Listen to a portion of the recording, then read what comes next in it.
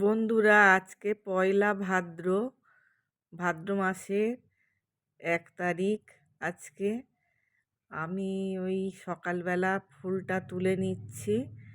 আজকে সোমবার, শিব বাবাকে মানে পূজা করব, তাই জন্য সাদা ফুল তুলে নিচ্ছি এই গাছটার নিচে। এই ফুলটা তুলে নিয়ে ছাদে যাব ফুল তুলতে। এই আমার মানে ওই গাঁদা গাছ বসিয়েছিলাম, আর তার বীজ পড়ে এই গাছ হয়েছে। একটা বোঁটায় 4টে ফুল হয়েছে, মানে একটা বোঁটার মধ্যে এই একটাই ফুলে দেখো 4টে ফুল হয়েছে বন্ধুরা। এই ফুল টুল তুলে চলে এসেছি রান্নাঘরে, রান্নাটা করে নিচ্ছি। এই করব বলে এখানে সবজি কাটতে বসেছি, কলা কাটছি। কদিন খুব রিচ খাবার দাবার খাওয়া হয়েছে বলে আজকে একটু কলা, আলু আর ডাঁটায় আর জ্যান্ত কাতলা মাছের ঝোল করব। এখানে আমি এই জন্যে সবজিটা কেটে নিচ্ছি। আর পূজা করে নিয়েছি বন্ধুরা, সেটা তোমাদের সাথে শেয়ার করিনি। কদিন ধরে পূজার ভিডিও তো দিলাম, তাই জন্যে আজকে আর মানে তোমাদের সঙ্গে শেয়ার করলাম না।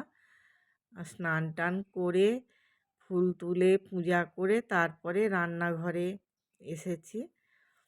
আর বন্ধুরা, তোমরা সবাই কেমন আছো? কদিন মানে ঠিকঠাক তো তোমাদের সাথে গল্প করা হচ্ছে না, মানে পূজা নিয়ে কদিন মানে জন্মাষ্টমী নিয়ে ব্যস্ত ছিলাম। আজকে একটু মানে সময় পেয়েছি আজ থেকে, তাই তোমাদের সাথে একটু গল্প করছি। আমার এখানে সবজি কাটা হয়ে গেছে, আর এই আজকে একটা তরকারি করব, কেননা আর ভাতের মধ্যে দিয়ে দিয়েছি 2 রকম সিদ্ধ। চলো তোমাদের সঙ্গে শেয়ার করি। এখানে মাছ ভাজা হয়ে গেছে, আর এই ভাতের মধ্যে দিয়েছি উচ্ছে আর কচি চিচিঙে।